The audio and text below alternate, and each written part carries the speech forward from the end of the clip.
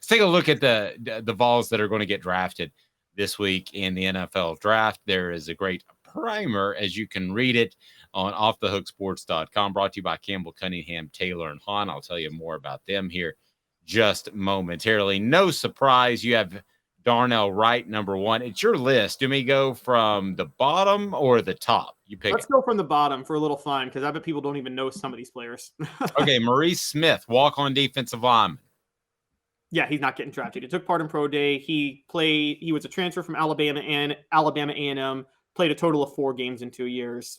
He was a body in the system. Okay, Chase McGrath. Chase McGrath was a reliable college kicker, like Jeff Hall level. But Dave, you know this. In the NFL, you need to be automatic from beyond 40 and above 50% from beyond 50. He's neither of those things. Honestly, nowadays, I say close to 65% from beyond 50. I don't know what you think about that. But no, I can roll with that. I think Jeff Hall had a better, more consistent leg than McGrath. So Jeff Hall is the type of guy that I think he could have landed in a number of positions and had a long NFL career. I think Chase McGrath has to. I'm not just picking the Cowboys because I'm a Cowboys fan. They have a history of having a great kicking coach/coaches, and they produce kickers that were okay in college and that turn out to be great in the pros. But I think Chase McGrath has to fall in 2 or 3 spots to be successful. Solon Page III.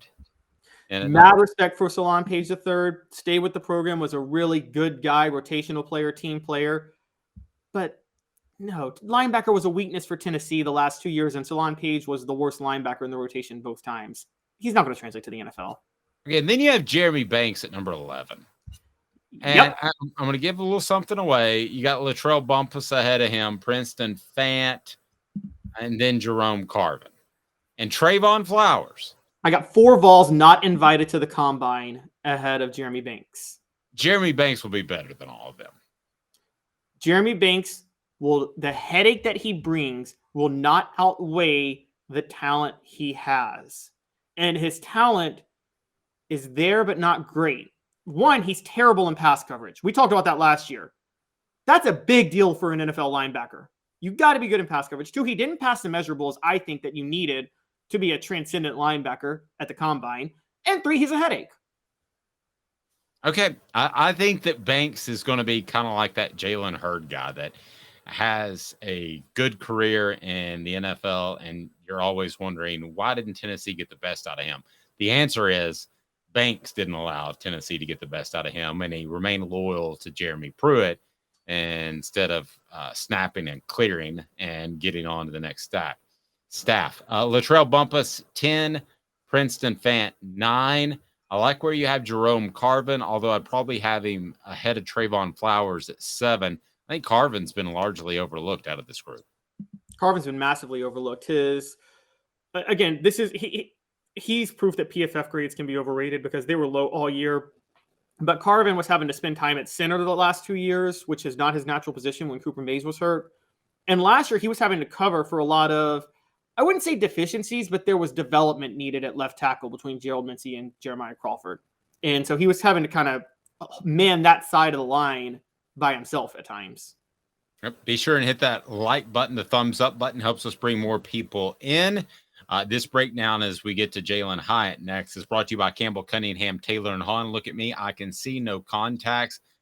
Man, I had a LASIK. It's awesome. No glasses, distance, close. All the vision is absolutely phenomenal. And it's brought to you by Campbell Cunningham, Taylor, and Hahn. Campbell Cunningham, Taylor, and Hahn in Knoxville. They'll do your cataracts. They'll do LASIK. They'll also take care of your just regular old vision adjustments and vision annual assessment. So that is Campbell Cunningham, Taylor, and Hahn. You've got Jalen Hyatt at number 6. Based off statistics, Jalen Hyatt should probably be number 1. But your thoughts on why 6 after Paxton Brooks? Yes, Jalen Hyatt. Look, the top 6, I want to be fair on this. The top 8. I think the top 8 could all be NFL players on here. And you say Jeremy Banks. I think Jeremy Banks is going to rub it the wrong way with the coach. But back to Jalen Hyatt. Jalen Hyatt runs a 4.4 40. His whole selling point as receiver is speed. He's not if speed is all you have, and that's legit all he has, then you need to be in the 4.3, 4.25 range. And he's not. So I think that he's got some issues. That doesn't mean he can't find a roster spot somewhere, but yeah, there's some things he's got to prove, and I'm low on him right now because of that. Okay. We go down the list, and you got Paxton Brooks at 5. Yep, Punter U is back. Punter U is back. Heck of a punter. He is. And Paxton Brooks, again, we forget he didn't have the opportunity to showcase his leg a lot because a lot of times he was punting from near midfield or past midfield because of Heupel's offense last year. So, but his leg is incredible. He was invited to the combine. I think Paxton Brooks is going to be the next Trevor Daniel, Matt Darr, Dustin Colquitt, Britton Colquitt, Michael Pilardi. All these guys have been starting at punter from Tennessee during the 2010s. Interesting. Hendon Hooker at number 4. Let me wrap up the top 4. Hendon Hooker, Cedric Tillman, Byron Young, Darnell Wright. Young, most recently, I've heard really good things about. Again, could be smokescreen. We don't know.